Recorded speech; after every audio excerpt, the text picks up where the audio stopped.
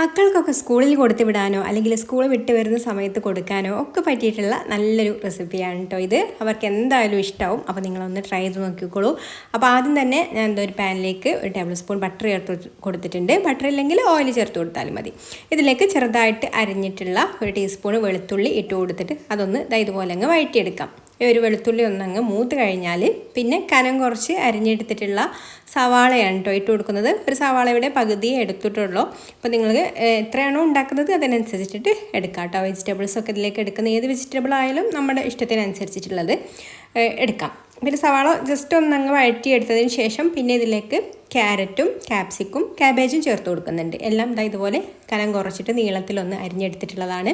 അപ്പോൾ അതും കൂടി ചേർത്ത് കൊടുത്തിട്ട് പിന്നെ ഇതിലേക്ക് പാകത്തിനുള്ള ഉപ്പും ഈ ഒരു സമയത്തിന് ചേർത്ത് കൊടുക്കുക കേട്ടോ. എന്നാലുള്ള ആ ഒരു വെജിറ്റബിൾസിലൊക്കെ ഉപ്പ് പിടിക്കുള്ളൂ.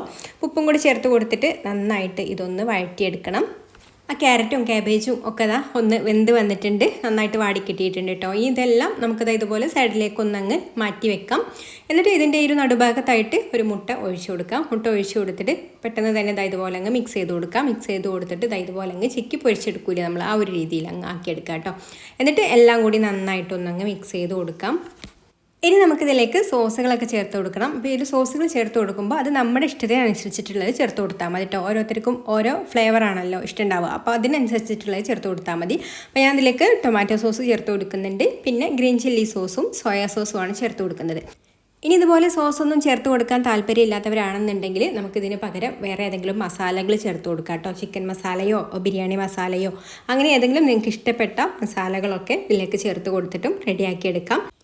ഇനി നല്ലൊരു ഫ്ലേവർ കിട്ടാൻ വേണ്ടിയിട്ട് ഇതിലേക്കൊരു 1/4 ടീസ്പൂൺ ഒറിഗാനോ കൂടെ ചേർത്ത് കൊടുക്കുന്നുണ്ട് കേട്ടോ. അപ്പോൾ ഒരു പിസയുടെയൊക്കെ ആ ഒരു ഫ്ലേവർ കിട്ടും ഒറിഗാനോ ചേർത്ത് കൊടുക്കുന്ന സമയത്ത്.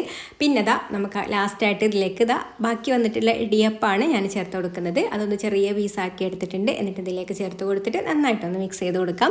അപ്പോൾ രാവിലത്തെ ഇടിയപ്പമൊക്കെ ബാക്കി വരികയാണെന്നുണ്ടെങ്കിൽ മക്കൾ സ്കൂളിൽ വരുന്ന സമയത്തൊക്കെ ഇതുപോലെ ഒന്ന് ഉണ്ടാക്കി കൊടുത്ത് നോക്കൂ കേട്ടോ. അവർക്ക് ആ ഒരു വെജിറ്റബിൾസും എല്ലാം അതിൻ്റെ കൂടെ കിട്ടും ചെയ്യും. എന്തായാലും അവർക്ക് ഇഷ്ടമാവും ചെയ്യും.